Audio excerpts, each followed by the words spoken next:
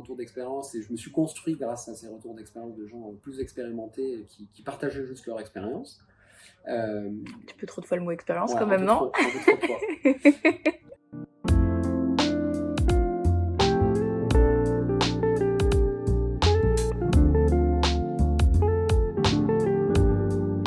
Bonjour à tous, Ider Oudad, fondateur d'IOD Solutions. Donc j'ai eu le plaisir d'être convié par Teen Labs à répondre à quelques questions pour présenter mon métier et mon actualité, mon quotidien professionnel pour des jeunes comme vous de 12 à 20 ans. Donc je vais essayer de vous expliquer un peu ce que je fais dans ma vie de tous les jours au quotidien. Donc la première question, c'est quel est ton métier? Donc mon métier, c'est d'être expert en data et en intelligence artificielle. Et puis j'en ai un deuxième depuis 1 an et demi, 2 ans maintenant, c'est aussi d'être dirigeant d'une petite entreprise. Et ce qu'on fait, c'est qu'on définit, met en place et pérennise des approches de valorisation des données pour des entreprises. D'accord ? Donc en fait, on va aider et conseiller finalement des entreprises pour qu'elles aillent mieux. Pour simplifier, on pourrait un peu dire qu'on est un peu comme des médecins. Quand les entreprises elles ont parfois des problèmes, des choses qui ne vont pas très bien, elles viennent nous voir et nous, on va les aider à aller mieux. Et pour aller mieux, les remèdes ou les médicaments qu'on prend, nous, ils sont plutôt autour de médicaments, on va dire, technologiques. Et ces technologies-là qu'on utilise pour aider les entreprises à être boostées et survitaminées, c'est des technologies autour de la data et de l'intelligence artificielle. Question suivante. Peux-tu le décrire pour une personne qui termine le collège ? En fait, mon métier, il y a 2 parties dans mon métier. Il y a la partie vraiment très opérationnelle, comme je vous disais, d'être expert en data et en intelligence artificielle auprès des entreprises. Donc ça, c'est vraiment une mission, une partie qui est de comprendre le besoin de clients, les problématiques d'entreprise, et de les aider à résoudre ces problématiques grâce, comme je vous disais, aux technologies de data et d'intelligence artificielle. Et les problématiques, c'est surtout prendre de meilleures décisions grâce à l'utilisation de leurs données.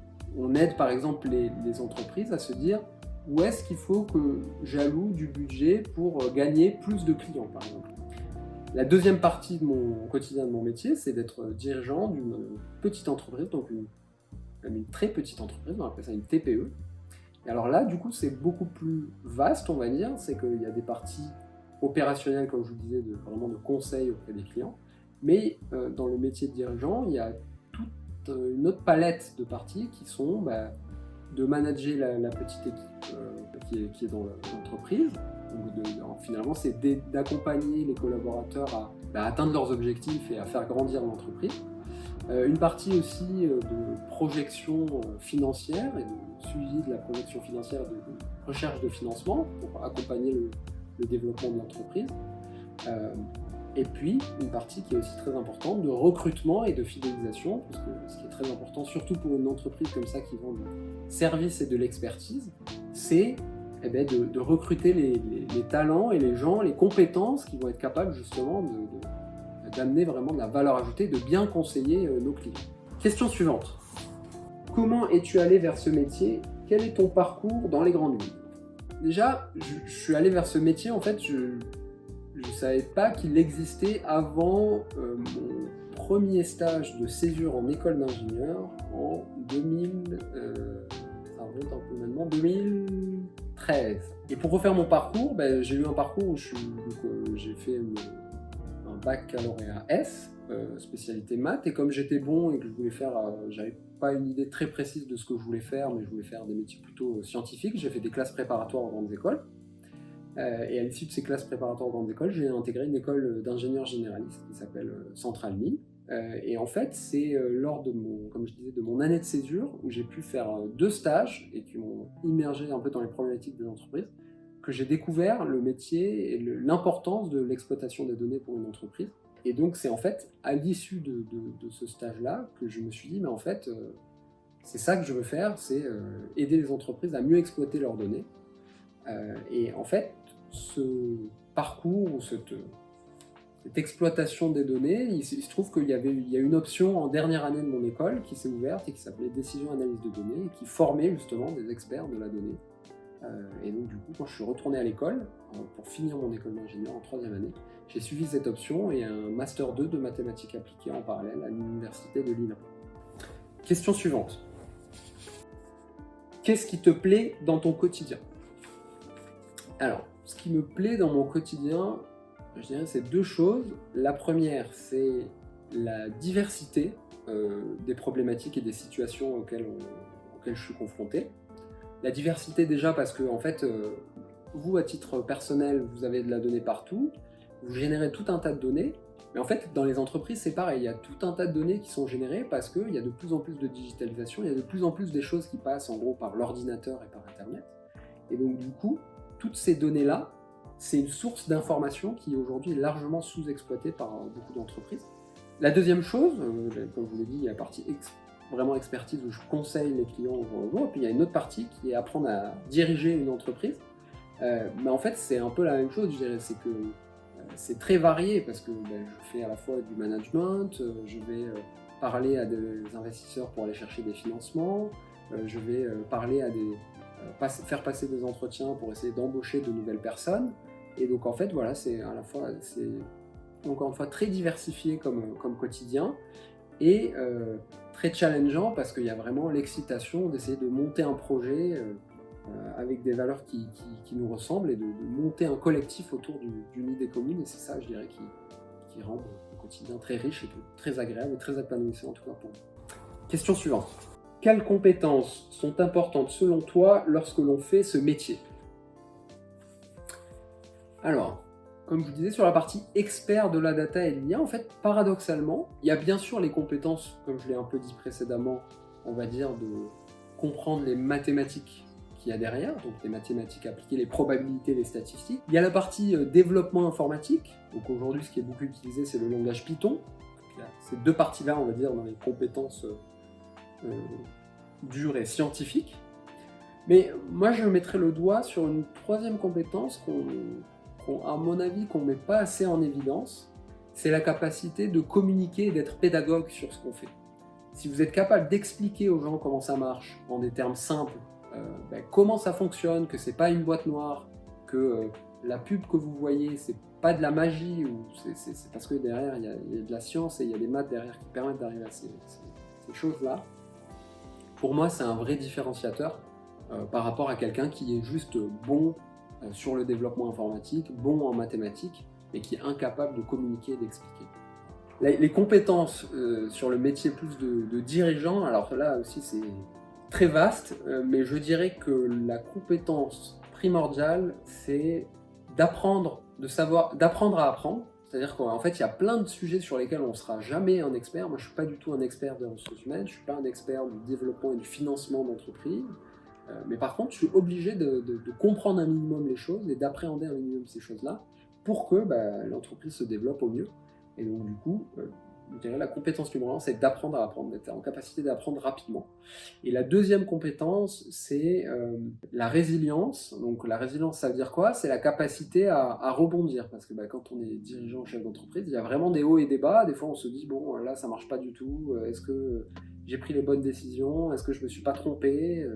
Et en fait, la résilience, c'est la capacité à se dire, à garder le cap dans la tempête, à se dire, des fois, oui, on fait des erreurs, mais d'apprendre de ces erreurs et de réussir à rebondir et pas de suite déprimer au premier obstacle. Et... Question suivante. Si on veut faire ce métier dès nos 15 ans, que conseilles-tu de faire, apprendre, expérimenter? Pour faire le lien avec finalement assez logiquement à la question précédente, apprendre à apprendre, dès vos 15 ans, vous pouvez le faire. Je suis sûr qu'il y a des sujets qui vous intéressent, des passions que vous avez, je vous encourage à essayer de vous dire, voilà ce sujet-là, je veux l'approfondir, de fonctionner en mode projet. Je pense que c'est très porteur de dire, voilà, par exemple, je veux apprendre à développer mon premier site internet. Ok, vous vous dites, voilà, développer mon premier site internet, la première étape, c'est de se dire, c'est quoi les compétences dont j'ai besoin, une fois que vous les avez identifiées, d'essayer de voir un peu les ressources à votre disposition pour les apprendre, et puis ensuite d'essayer d'assembler un peu toutes ces ressources pour, in fine, mettre en place votre premier site internet, et comme ça, vous aurez la satisfaction déjà d'avoir appris des choses, mais en plus, la satisfaction d'avoir appris des choses pour un objectif ou un but précis. Donc, je dirais que ça c'est la première chose que vous pouvez mettre en pratique dès maintenant.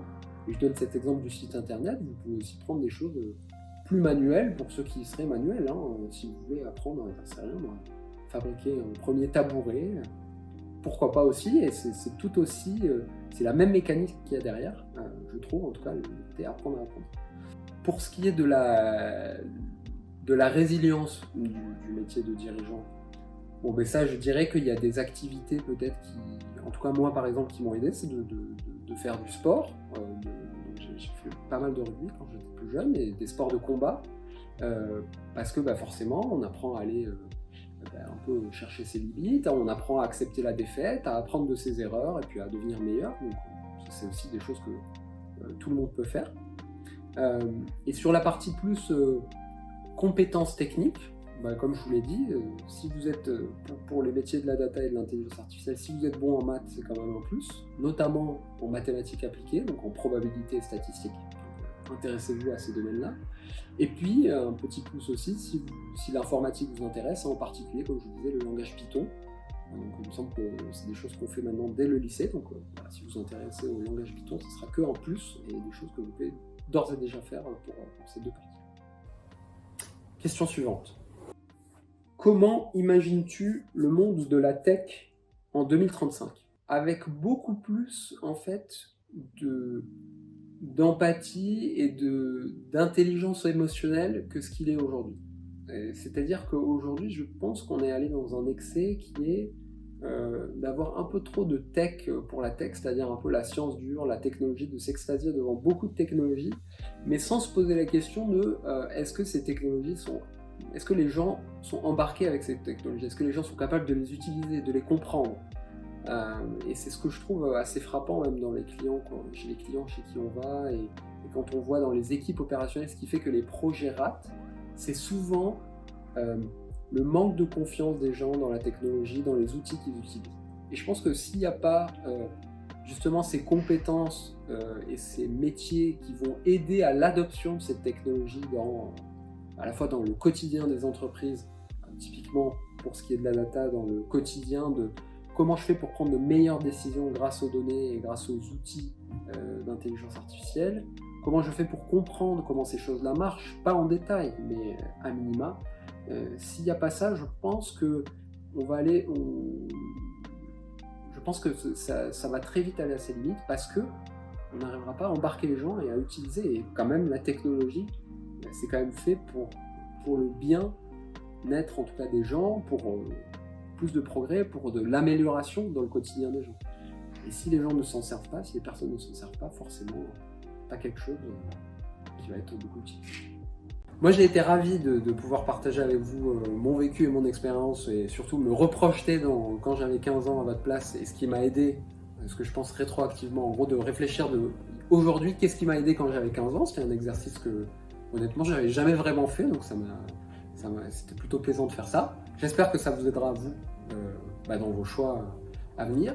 Et ce que je vous souhaite surtout, c'est, je pense, vraiment de faire des choix, de vous informer, de regarder comme ça des vidéos, et puis surtout de prendre des décisions, et de pas trop se poser de questions, de faire les choses.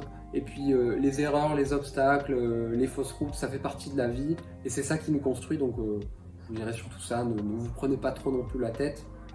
Choisissez une voie aujourd'hui à 15 ans, testez, expérimentez, et puis apprenez de vos erreurs, et puis tout se passera bien, quoi.